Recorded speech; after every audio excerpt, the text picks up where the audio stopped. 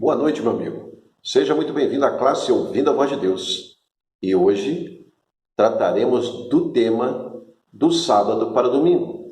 No estudo anterior, você encontrou dentro da palavra de Deus e vivendo no nosso mundo atual que um mandamento foi esquecido. E qual mandamento foi esse? O sábado. Agora, no estudo de hoje, nós entenderemos quem foi que fez essa mudança. Que base tem os cristãos hoje para guardar o domingo? Se no Antigo Testamento o povo de Deus guardava o sábado, se no Novo Testamento Jesus, seus seguidores, o apóstolo Paulo, que veio pós-morte de Cristo e ressurreição, guardou o sábado, se a igreja primitiva e durante milênios tem um povo que guarda o sábado, por que muitos cristãos querem guardar o domingo? Que base eles têm para isso? Mas você sabe que nós temos uma regra. Para abrir e estudar a palavra de Deus, nós oramos primeiro. Então vamos orar. Querido e bom Pai, neste momento muito especial que estamos com a Tua palavra nas mãos, pedimos a total orientação do professor e Deus Espírito Santo para nos conduzir a um tema muito polêmico nos nossos dias, mas que a Tua palavra não mente. Senhor, abra os olhos dos Teus filhos nesta noite. Toque profundamente nos olhos deles e no coração de cada um, para que nesta noite, a partir de hoje, Pai, tome uma decisão ao Teu lado. Em o nome de Jesus. Amém. Amigo, existem 8 textos na palavra de Deus que falam a respeito do primeiro dia da semana. Eu vou citar aqui 2 deles de apóstolos de Cristo, tá? Nos 2 evangelhos, Mateus e João, 2 apóstolos que estiveram ali nas cenas do momento. Em Mateus capítulo 28, no verso 1, é dito assim: no findar do sábado, ao entrar o primeiro dia da semana, Maria Madalena e a outra Maria foram ver o sepulcro. Marcos capítulo 16 tem a repetição desse texto, Lucas 24, 1, João capítulo 20, verso 1, é falado a mesma situação, tá? Com o acréscimo de que Maria vê a pedra do túmulo onde Cristo foi sepultado revolvida. Agora, no verso 19, é dito algo interessantíssimo. Porque muitos dizem, mas eles estavam ali reunidos para poder louvar e bendizer o nome do Senhor. Não. O verso 19 diz que eles estavam reunidos ao cair da tarde do primeiro dia da semana. As portas da onde eles estavam trancadas, porque eles estavam com medo dos judeus, de que os judeus fizessem com eles o que fizeram com Cristo. E quem que aparece naquele momento? Ao cair da tarde? Jesus Cristo.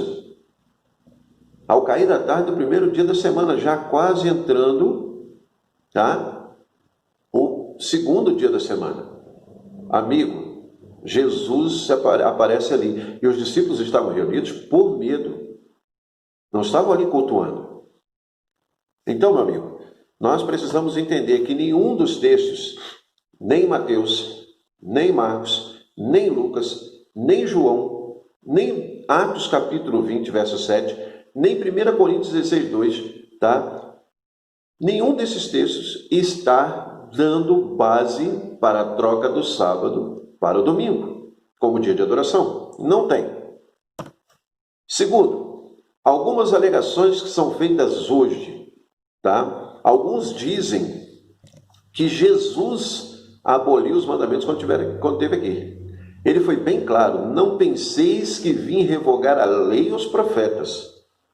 Não vim revogar, eu vim cumprir.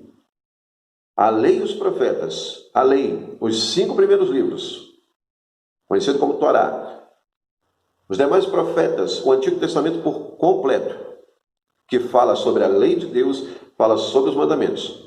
E vou falar um recadinho para você. No Novo também fala da lei de Deus, inclusive do sábado, em toda a Bíblia. Então, amigo, Jesus não veio abolir nada. Segunda alegação. Porque Jesus ressuscitou no domingo, esse passa a ser o dia do Senhor. Amigo, símbolo de ressurreição na Bíblia é batismo. Você vai chegar a este estudo, tá? Mas eu vou mostrar para você em Romanos capítulo 6, este tema, a base para dia de ressurreição na Bíblia. O significado de ressurreição, teologicamente falando, é batismo. Ou porventura ignorais que todos nós fomos batizados em Cristo Jesus, fomos batizados na sua morte? Fomos, pois, sepultados com ele na morte pelo batismo, para que, como Cristo foi ressuscitado dentre os mortos, pela glória do Pai, assim também andemos nós em novidade de vida. Símbolo de ressurreição, batismo. Não tem nada a ver com o dia da semana. Não tem base para esta alegação. Amigo, aconteceria algo, tá? Muito perigoso, muito cruel, tá? Na igreja cristã antes da volta de Jesus. O profeta Daniel, no capítulo 7 do seu livro, no verso 25, já foi dito este verso aqui no estudo anterior, diz assim, diz que um poder religioso e político, tá? Essa mistura política e religiosa, proferiria palavras contra o Altíssimo, magoaria os santos do Altíssimo, cuidaria em mudar os tempos e a lei, e os santos lhe serão entregues nas mãos por um tempo, 2 tempos e metade de um tempo. Daniel capítulo 11 fala que tempos, 11 verso 13, tempos é igual a anos. Então, um tempo, 1 ano, 2 tempos, 2 anos, metade de um tempo, 6 meses, tá? Fazendo a matemática aqui, dariam 1.260 dias. Profeticamente falando, para cada um dia, Números 14, 34, Ezequiel 4, 6 e 7, diz que para cada um dia é 1 ano. Então, durante 1.260 anos, as verdades de Deus seriam jogadas por terra. Daniel 8:12 é bem claro, dizendo assim, o exército foi entregue com sacrifício diário por causa das transgressões e deitou por terra a verdade, o que fez prosperou. Tá bom? Em 2 Tessalonicenses, diz que a volta de Jesus não ocorreria antes que, tá, a iniquidade fosse manifestada. E ele é bem claro. Venha comigo para 2 Tessalonicenses. Quando fala da volta de Jesus, nos versos 3, diz assim, ninguém de modo nenhum vos engane, porque isso não acontecerá sem que primeiro venha a apostasia e seja revelado o homem da iniquidade, o filho da perdição, o qual se opõe e se levanta contra tudo que se chama Deus, e é objeto de culto, a ponto de assentar-se no santuário de Deus, ostentando-se como se fosse o próprio Deus. Ei, amigo, existe um poder que se manifestaria, e durante 1.260 anos se manifestou e vai voltar a se manifestar, se opondo contra tudo que é de Deus. Querido, existia uma prática observada pelos pagãos antes do Novo Testamento. Lá nos tempos de Moisés acontecia isso. E eu quero que você venha comigo a Deuteronômio capítulo 17. Perdão, Deuteronômio capítulo 4, no verso 19. Porque é dito aqui para não adorar a criatura, a coisas criadas, tá? Guarda-te, não levante os olhos para os céus, vendo o sol, a lua e as estrelas, a saber, e todos os exércitos dos céus, e seja seduzido a inclinar-te perante eles, e deis culto àqueles coisas que o Senhor, teu Deus, repartiu a todos os povos debaixo de todos os céus. Isso O sol é para iluminar o dia, a lua para clarear a noite, as estrelas para iluminar o céu, não é para ser adorado. Os pagãos adoravam os astros, criados por Deus. Amigo, no Novo Testamento, qual era o dia observado, tá? Perdão, no Novo Testamento, acontece adoração? Acontece. E isso vem na era cristã, tá? Você vai encontrar imperadores adorando a astros, criados por Deus, e não o Criador. Mas o que tem isso a ver, Fabiano? Nós vamos chegar ao ponto ideal. Porque nós precisamos ver, tá, qual era o dia adorado nos tempos de Moisés. Êxodo capítulo 16. Aqui há uma cena, a cena do maná. E é dito aqui que os principais da congregação vão reclamar com Moisés, porque o povo estava colhendo em dobro. E era sexta-feira, o dia da preparação. Aí Moisés diz para eles assim, respondeu-lhes, no verso 23, isto é o que disse o Senhor, amanhã é repouso, o santo sábado do Senhor, o que quiser cozer no forno, cozeio, o que quiser cozer em água, cozeio, e tudo que sobrar, separai-o, guardando para amanhã seguinte. No sábado não caiu maná, dia santo separado, e Deus havia avisado isso. O dia a ser guardado, que era guardado nos dias de Moisés, era o sábado. Agora veja que hábito, milênios à frente, vai ter Jesus quando estava aqui na terra como homem. Lucas, o doutor Lucas, no capítulo 4, verso 16, ele descreve assim, indo para Nazaré, onde fora criado, entrou no sábado na sinagoga, segundo seu costume, levantou-se para ler. Jesus ia na sinagoga no sábado e lia a palavra de Deus, examinava e explanava a palavra de Deus para as pessoas que estavam na sinagoga. E Paulo? Qual era o costume de Paulo? Atos capítulo 17 diz que Paulo, vamos ver se Paulo guardava o domingo? Paulo, segundo o seu costume, Jesus e Paulo tinham o mesmo costume. Olha a palavra costume lá em Lucas 4,16 e agora em Atos 17,2. Foi procurá-los por 3 sábados e arrazoou com eles acerca das Escrituras. Ele procurava eles no sábado e agora por 3 sábados ele arrazoa, ele exorta dentro das Escrituras. Ô, meu amigo, é o sábado, você não vê o domingo. Agora, como é que Jesus considera essas práticas que não têm fundamento bíblico? Marcos capítulo 7. Jesus, em uma conversa muito séria, ele agora exorta. E ali, se você olhar o subtítulo que tem no capítulo 7, está escrito assim, Jesus e a tradição dos anciões, o que contamina o homem.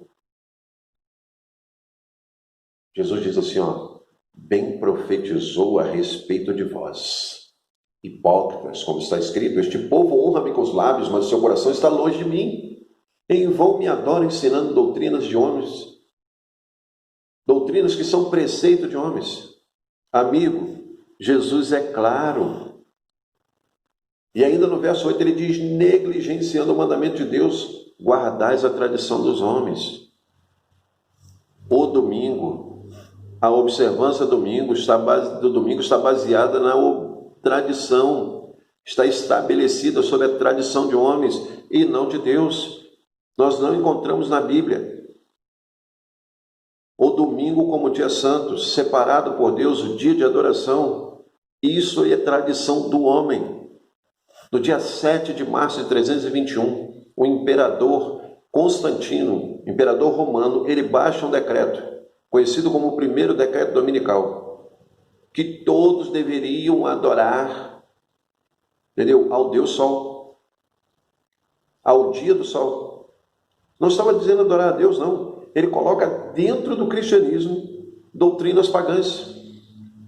E a igreja cristã romana abraça essa ideia, oficialmente no ano 364 depois de Cristo, como o dia do Senhor. Com base em quê? Não tem base para isso. E estão adorando a um... Eles estão começaram a adorar ao paganismo misturado com o cristianismo. Amigo, Satanás não faz coisas pela metade.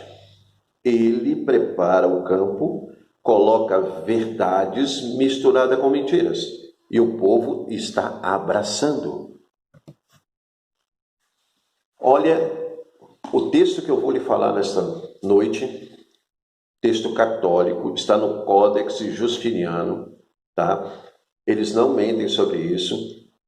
Ali, o poder romano católico, eles têm todos esses textos guardados, e lá é dito assim, que todos os juízes e todos os habitantes da cidade e todos os mercadores e artífices descansem no venerável dia do sol, atual domingo. Sunday, do domingo, a tradução para domingo hoje, não é domingo, é sun, sol, day, dia, dia do sol.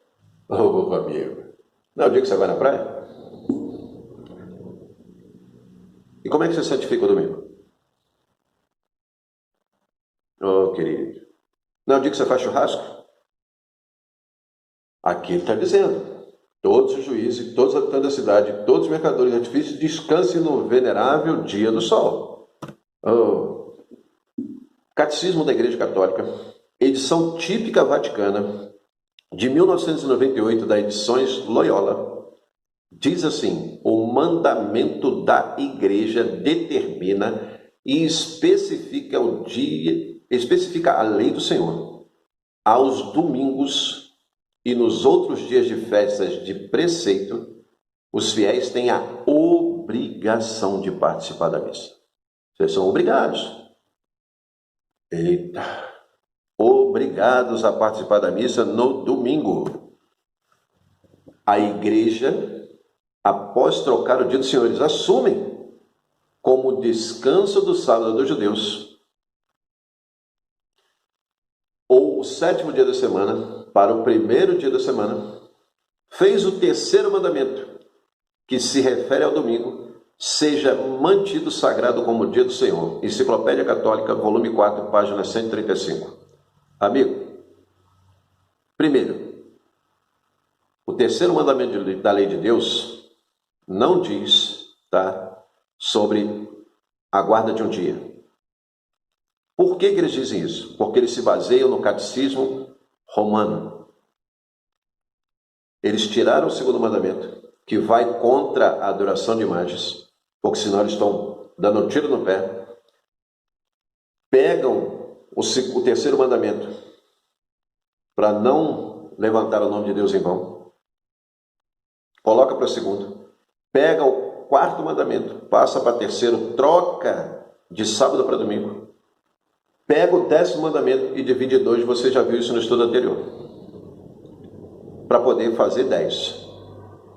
Amigo, eles dizem que a igreja trocou. Que igreja? Igreja Católica Romana. Eles não negam.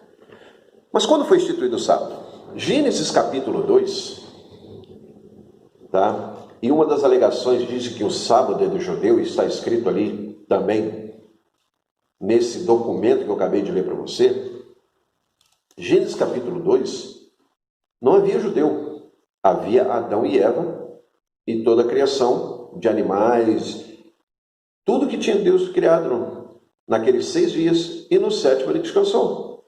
Olha o que diz: assim, pois, foram acabados os céus e a terra e todo o seu exército, e havendo Deus determinado no dia 7º a sua obra que fizera, descansou nesse dia de toda a obra que tinha feito, e abençoou o dia 7º. Não é o primeiro dia.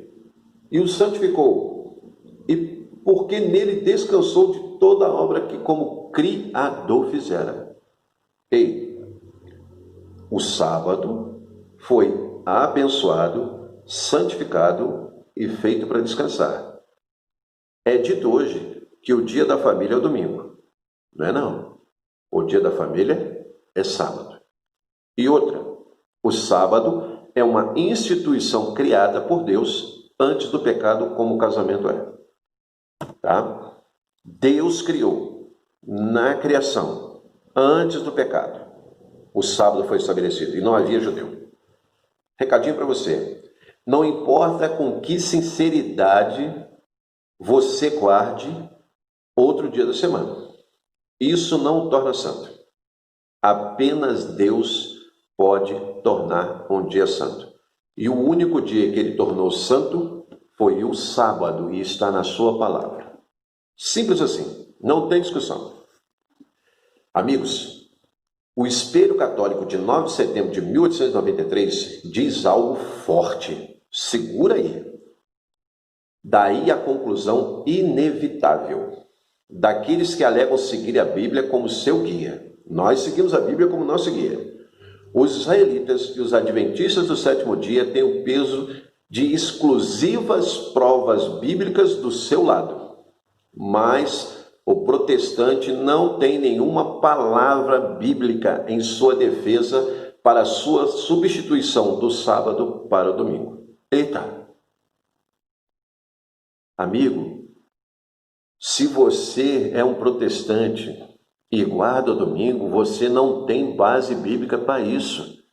Você está reverenciando a Igreja Católica. Quem deve ter prioridade na sua obediência, amigo? Atos capítulo 5, verso 29. Segura esse texto que ele é forte. Você está preparado para o que você vai ouvir? Atos 5, 29 diz assim: Então Pedro e os demais apóstolos afirmaram: Antes importa obedecer a Deus do que aos homens. Amigo, você é um evangélico, você é um pentecostal, você é um católico. Por favor, vá para a palavra. Aqui está a palavra de Deus, inspirada pelo Espírito de Deus. Há mais de 40 escritores diferentes. Amigo, antes importa obedecer a Deus do que aos homens. Não é o que o pastor diz, não é o que o padre diz, é o que assim diz o Senhor. Não é o que a tradição diz. Oh, amigo, a quem você obedece? A Deus ou ao homem? Ao mandamento de Deus ou à tradição? De que lado você fica hoje? Agora? Qual é a sua decisão? Amigo, Deus está te convidando neste momento a ser obediente. E não é para você ser salvo. Eu não obedeço à lei. Eu não guardo o sábado para ser salvo. Eu guardo o sábado porque eu fui salvo. E porque eu amo Jesus. Com quem você fica? Com Deus ou com a tradição, amigo? Um convite muito especial para você nesse momento. Quer você se entregar a Jesus? Quer você, neste momento, obedecer todos os mandamentos de Deus? Amigo, o inimigo, ele não está preocupado com quem guarda outro dia da semana. O inimigo tem ira de quem guarda os mandamentos de Deus, inclusive o sábado. Porque o sábado diz que o Senhor é o Criador de todas as coisas. Ele é o mantenedor de todas as coisas. Se você aceita o sábado como o dia do Senhor, coloque aí no chat do YouTube ou nos comentários do Facebook e diga lá: eu quero servir ao Senhor dentro de toda a sua palavra. Eu não quero seguir tradição. Eu sigo a Deus, eu obedeço a Deus e entrego a minha vida a Jesus neste momento. Vamos orar? Senhor, meu Deus, meu Pai, em o nome de Jesus, nós te agradecemos pelas decisões tomadas neste momento. Pai querido, que todos possam ser ricamente abençoados que eles possam ser orientados por Ti, transformados por Ti, e que no próximo estudo, Senhor, eles possam já estar com a decisão selada para receber o estudo da próxima noite. Em nome de Jesus. Amém. Até o próximo estudo e que o Senhor te abençoe.